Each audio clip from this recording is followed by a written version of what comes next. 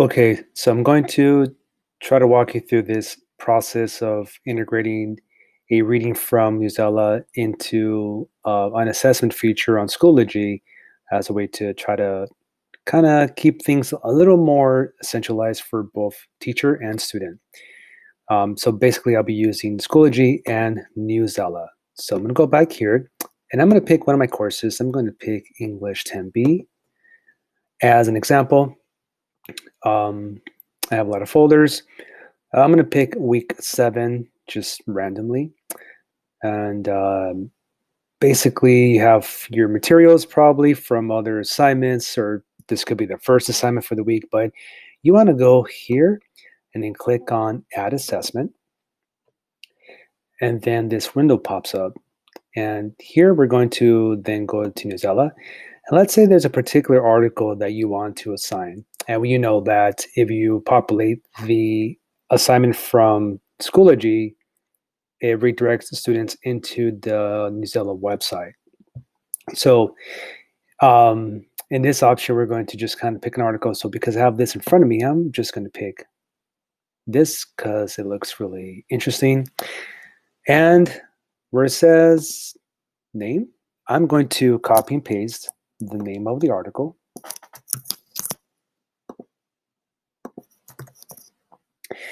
Due date, just randomly, I'll just pick tomorrow. I'll just say it's worth 10 points. Submissions, you want to say enable, which means that the moment that you make this available, then students can work on it. Or you can also select enable until a particular day when this assessment gets closed off. Or you can choose when this assessment can start from a particular day and time until a particular day and time. But for the most part, I choose enable. I just make it available. Password, keep it disabled. Category, if you've set up your gradebook, you should have something like this.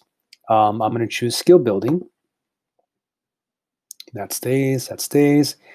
And then I click create. Okay. So this is where we're going to start copying and pasting from Newsela into this. And where it says instructions, this might be the place where if you were to give this as a chapter review assessment, or you're looking to do a formative assessment for, history, you might give instructions, say, okay, well, find the main idea in this article or whatnot. But what we're going to do, we're going to actually put the article in this tiny box. And we're going to go here. And I'm going to just scroll to the bottom because that's easier for me. Starting from here, scroll up. Oh, try now. I'm going to try again. Or not. Okay, sorry, folks. Let me try that one more time.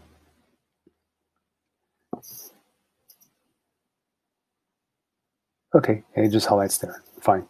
So we're going to copy this text, and then we're going to paste it here. And the bad thing is the instructions, I guess the space is limited to this squashed rectangle shape. But if you kind of scroll up, you notice that it's more or less close to the article in terms of the style of font, the white space in between the paragraphs. Okay. And it's we got the picture. Nice. So we have everything there, and that's important to note. And you say cool. The rest of these features are really optional. If you want to have any particular settings for your assessment, should it be a time limit? I always say no, just because that's not what I do. Are the questions randomly ordered? I mean, no, you want to probably keep it consistent for both your US teacher and students. You can show possible points for each question. That's probably helpful for students to see how they're progressing. The assessment toolbar, really don't use much of this, but here it's maybe important to know that you can allows students to view the results after they've attempted the assignment so they can get immediate feedback in terms of a score on how well they did, or you can say no. Also here, how many times they can do it. If you want to offer your students 2 attempts or 3 attempts to do this, that's really optional. I'll just say 3. That way, it increases the opportunities for my students. And of the 3 times that they take it, it's going to get the highest score, which I'll leave it as is. Awesome. I'm going to say save. Success. Your changes have been saved. Great. Now I'm going to the questions.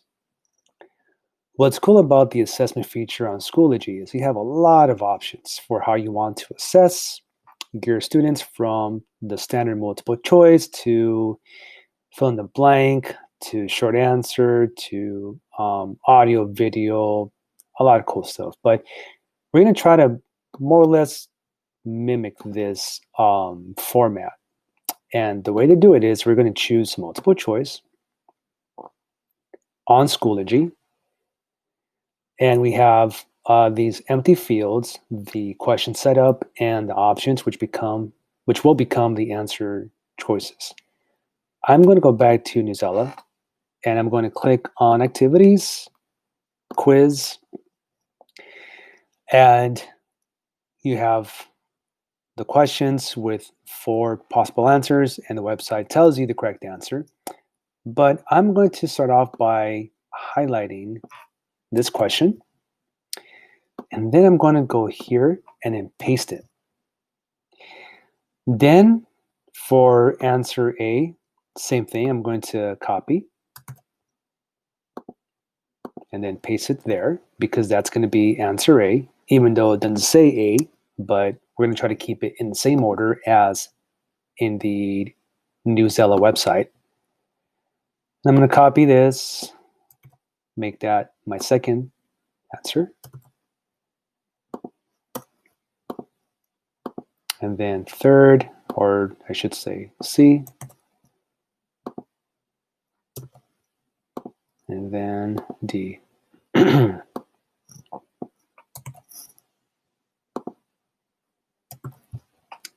Cool.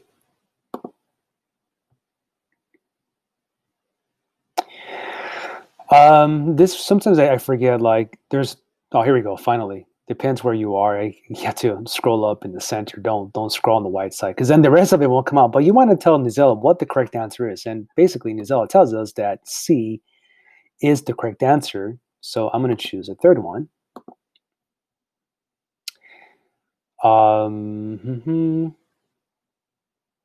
Author notes if there's anything in particular you want to say. I don't really like mess with these options here. And then you can also change the percentage on this score, but we'll leave it as is. And then just click save. And here you should have everything. So I'm going to click on preview. And so here you'll notice that we have the title of the article and then the text, which right now is in center alignment. And you could leave it like that, but we can fix it. But we want to just kind of go through it and make sure it looks, that looks good. We have the white space. We have the headings in their blue and their boldface. So, and then you can click on attempt, or students can, and they can begin to answer the questions. I'm going to change this because I don't want it to be center aligned. I want to keep it left aligned. And it's a thing that it doesn't do automatically when you copy and paste. So we're going to go back to setup. And I'm going to highlight the article.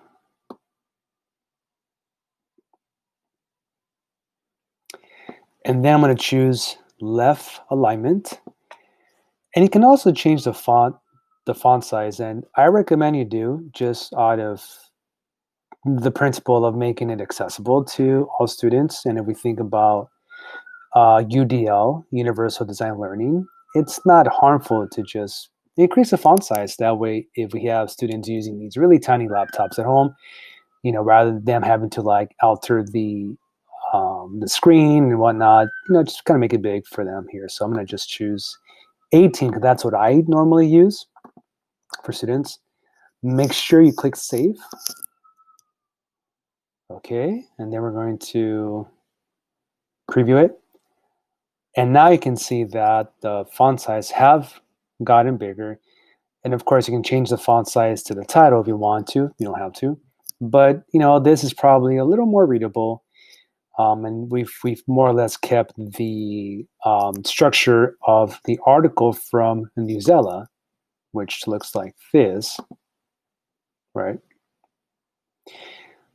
to this.